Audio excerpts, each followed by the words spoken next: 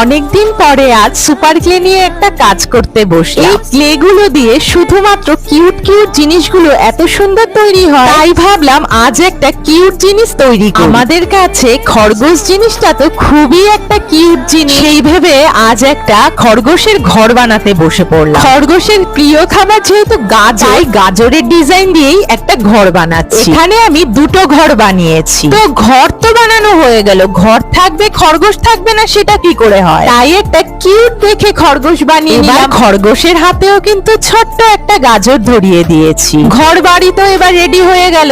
এবার খরগোশের বাড়িটাকে সাজানোর জন্য দুটো ফুলের স্টিক বানিয়ে নিয়েছি। তার তো প্রত্যেকটা জিনিস অ্যাটাচ করার পালা।